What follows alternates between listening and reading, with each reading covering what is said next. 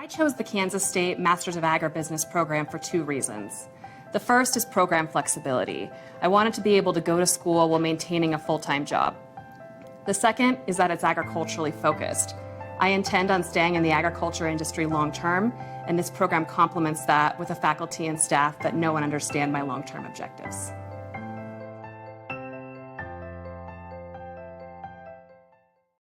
Thank you for joining us today for the Meet the Farm Hands video segment. I'm your host, Hannah Pagel, and today we are talking with Grant Leslie with FGS Global. Grant, thanks so much for joining us today. Thanks so much for having me. I'm excited. So just to kick off the interview, let's just go back to the very beginning. Tell me about your Georgia roots and how you made your way out to DC. All right. Well, I'm from Georgia, as you said. My parents were actually originally from Ohio. My mom was from Cleveland. My dad was from a super small town. And they decided that they wanted to start a business together, a small business. And so they moved to Georgia and did just that. They started a company, which actually is still going over 40 years later. My mom runs it with one of my brothers and my sister. And I came to DC from Georgia. I was an intern in Senator Tom Daschle's office, senator from South Dakota. I interned in his office, and then he offered me a full-time job, and I never left. Mm-hmm. So when I came to DC, I didn't have an agriculture background, but being from South Dakota, it was really the most important industry in the state and a huge priority for Senator Daschle. And so when I got there, it's actually interesting. When I got there, it was around the same time in the Farm Bill cycle as we are now. It was probably a little bit earlier when I got to DC, but they were ramping up for the 2002 Farm Bill. And so his ag team was busy, and they asked for some extra hands, and I raised mine and was like, I want to work on this. And so I dove in, and honestly, from the very beginning, just fell in love with ag policy and really the broader ag community in DC. And I've been lucky enough to be working on it ever since. Mm-hmm. Was it truly like the ag community that kind of captured you and made you want to stay in it? Or what was the thing that captured you the most to make you want to continue to work in ag policy? Yeah, I mean, it was really the combination of the policy and the people. To me, it felt like it was such interesting policy. It was something that could touch everybody because we all eat, and it's just so important, and it's a fundamental thing for everybody in the country. And so I loved thinking about how it works, where it comes from, and how to help the people who are eating and how to help the people who are growing the food.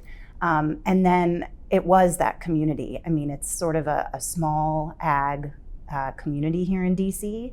And I just thought it was such an interesting group of people with amazing backgrounds who were so smart and welcoming. And so I really enjoyed working with them.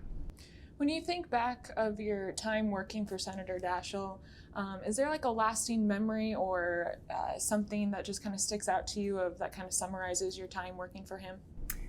That team was pretty incredible. He was an amazing leader and put together a really special team of people, so many of whom have gone on to do other amazing things, you know, from being chief of staff to President Obama to other things. And so I think, honestly, his team and learning from some of what I think are the best political minds in DC was a pretty special opportunity. Mm-hmm. And you had a pretty near-death experience in Daschle's office, is that correct? Anthrax, I'm assuming you're talking about. I opened the anthrax letter. And that obviously was a pretty crazy time. I think, you know, all I'll say is, you know, that it was on the heels of September 11th, and everyone in the country was on edge after that, and certainly those of us who were on the Hill at the time were. And so that moment, I think, was that much more sort of intense because of the time that it came. And I am just incredibly grateful that I was okay. And when I think back on it, I honestly think about the postal workers who handled that same letter and died. And so I am incredibly grateful that I received the care that I did, and incredibly sad that they did not. Mm-hmm. Did that at all change the trajectory of your career? I mean, after opening that letter and kind of all the events leading up to it with 9/11, did it ever cross your mind to leave Washington, or what made you want to stay? It's funny, I actually came back to work the next day after opening the letter. So no, it didn't change things at all. I think it probably made things just that much more intense and interesting. It set up some sort of interesting farm bill dynamics in the '02 bill, because we didn't have an office. We were working out of sort of like makeshift offices and like in the corners in the Capitol, because our office was closed. The Hart building had shut down. And so I think it made for an intense experience, and it probably made me love the process even more. Mm-hmm. What was the biggest lesson learned while you were working on that 2002 Farm Bill? Well, gosh, the whole thing was a lesson learned, because I'd never done it before. And so every day was just figuring out the policy, right? Learning, diving in, learning from others, being a sponge and trying to soak up as much as I could.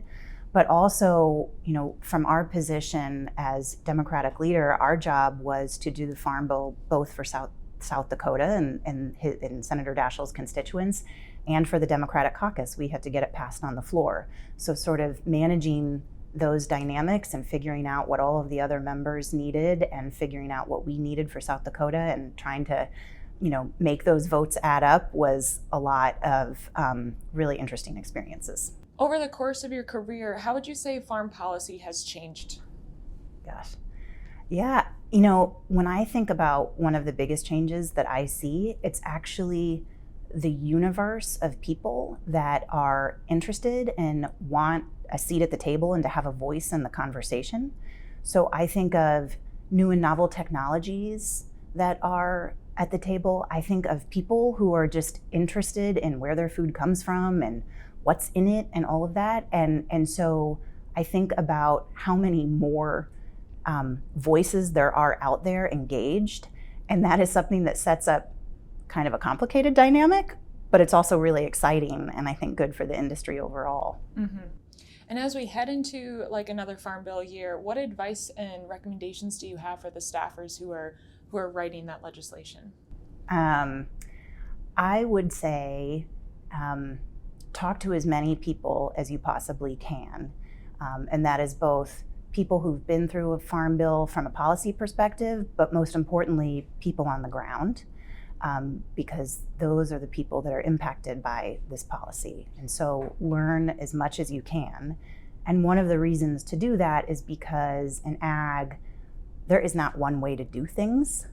And so the goal is to listen and to learn and to be creative and to figure out how to bring all of these diverse perspectives together in a way that works for everybody. Mm-hmm. So after Capitol Hill, you made your way over to the Department of Agriculture. Can you kind of walk us through what made you change jobs and head over to the department? Yeah. So when Senator Daschle lost his reelection, I went to work for Senator Ken Salazar from Colorado. That was the year he was elected was a rough year for Democrats in the Senate. There were only 2 Democrats elected that year, Senator Ken Salazar and Senator Barack Obama. Senator Salazar was on the Senate Agriculture Committee, and so I went to work for him and do his ag portfolio, and then became his legislative director. And when Senator Obama won the presidency and became President Obama, he asked Senator Salazar to be Secretary of the Interior. And at the very same time, he asked Secretary Vilsack to be Secretary of Agriculture. And so I was asked to lead the transition team for USDA, and was in an interesting spot because I was sort of helping out on 2 transitions for my current boss and at the time. But Senator Vilsack asked me to go with him to USDA after the transition, and I was more than thrilled to do it and wanted to stay in ag policy, and so went with him and was there on day 1. Mm-hmm. What was like the biggest lesson that Secretary Vilsack taught you while you were at the department? Oh my gosh. Don't pretend to know something that you don't know. It is okay if you don't know something. We all don't know everything, but it is really important to, if you don't, do research, talk to people, figure it out. And actually that exercise, I think, in and of itself can really help you get a lot of different perspectives and learn a lot of things, so that you can then synthesize that and figure out what the best path forward is. And I've been told in a previous interview that Vilsack liked to have like a book club. Were you ever involved in that? It's so funny. At the beginning, I think at the beginning of the administration, I love that there later on was time for a book club, but I am 100% sure that there was not time for book clubs at the beginning of the administration. When I started, it was me and Secretary Vilsack and I think 5 others total for all the politicals at the department, so we were a little bit underwater. You are also like the liaison between USDA, the White House, and other federal agencies. Can you kind of talk about how you worked to communicate with all the different departments and like just work to keep everything like all in a row? Yes, well, worked to do that, I think, is the key word, probably sometimes more successfully than others. But what's so interesting in agriculture policy is, while the vast majority of it sits at USDA, it's certainly not just one agency. You think about food safety in particular, and obviously there's a lot of other agencies that have really important components to that, FDA, CDC, others, and certainly in other issue sets as well. So it's really important to make sure that USDA has a seat at the table in all of those conversations, whether it's food safety, whether it's environment, and a lot of other places. And so sometimes my job was to say to another agency, no, stop what you're doing. What you're doing is going down a really bad path for the constituents of USDA. Sometimes what I needed to do was elbow my way into a room because we needed to have a seat at the table that we weren't included in. And so I think it was trying to keep my finger on the pulse of everything that was going on and make sure that we were representing the constituents of USDA where they needed to be represented. Can you talk through what some of those issues that you kind of had to fight for, make sure that agriculture had a seat at the table? One in particular that comes to mind, and it was a very different time on this issue, but was the doomed Waxman-Markey climate bill in 2009. That was obviously a really interesting process to go through, and it didn't ultimately pass. And I would argue that one of the main reasons was because agriculture didn't have really the right seat at the table for that bill. There was certainly a lot of different political dynamics at the time, and really it was a different time for the conversation of climate in agriculture generally. And so, in many ways, we probably just weren't quite ready. But it was very interesting to try to make sure that, to the extent possible, that we were in the room and included in the conversations. Can you tell me a little bit more about what it is that you do here at FGS Global? What's a day-to-day look like for you? Sure. Well, a day-to-day, there isn't really one day-to-day, but I think one of the things that is most exciting about what we do is actually we sit on both the policy and the communication side of things. So I think our niche is really when someone, a company, a foundation, whoever it is trying to figure out how to communicate a complicated topic or moment in the food and ag space. So it could be a sustainability announcement. It could be a new and novel technology coming to market that needs to figure out how to introduce itself to stakeholders, talk about itself to consumers, and figure out how it's going to be regulated. So there's a whole bunch of diverse issues and topics that we work on. But I think when it's really something it's a complicated policy that also needs to be communicated to a diverse set of stakeholders, that's really when our team, I think, shines. Mm-hmm. How has your past experience kind of helped you in your role today? I think certainly, sort of the obvious reason is because I have now been around for a while and worked on a lot of issues and sort of understand where the stakeholders are and what their point of view would be on an issue. So we can sort of think a few steps ahead and try to be strategic about what might happen if a company does X or Y or talks about something in a certain way. But I think the other thing is, in in my roles, my previous roles, a lot of the work that I needed to do was sort of bring together coalitions to move something forward.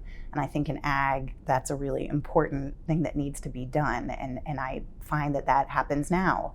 You know, a company wants to do something new and it's a little bit scary. And so how do you think about who do they need to talk to? Who needs to be brought together to understand what someone is doing that's maybe new and different? And so I think a lot of that coalition building and figuring out how to talk to people and bring people together has been sort of a theme throughout a lot of my jobs. Mm-hmm. Talking about people and bringing them all together, you've come across many people in your career, many mentors. So I guess my question to you is, do you have a role model, or is there a mentor that has helped you in your career? Oh gosh.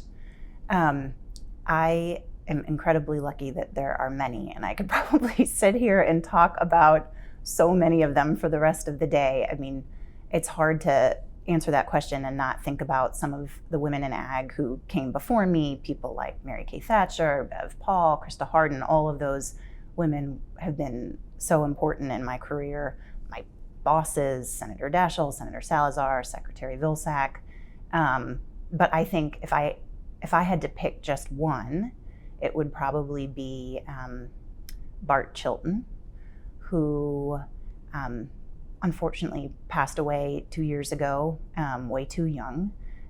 But he was Senator Daschle's lead ag staffer when I started. And he took me under his wing and taught me everything and showed me the processes, both from a policy level and a political level, introduced me to everyone in the ag community in town. He brought me to every meeting, no matter whether it was really senior or junior or somewhere in between. In fact, he had my desk moved so that it was next to his, and he told me to listen to every phone call he made because he wanted me to not only know what was going on, but to learn how to talk to people and think on my feet and negotiate. He made a huge impact on my career, and I miss him a lot. That's amazing. It's always great to have great mentors like that. Yep. Keeps those lessons that you've learned with them throughout the rest of your career. Yeah. So we've gotten to talk a lot about your career thus far, and I kind of want to get to know who Grant is outside of work. So tell me a little bit more about your family.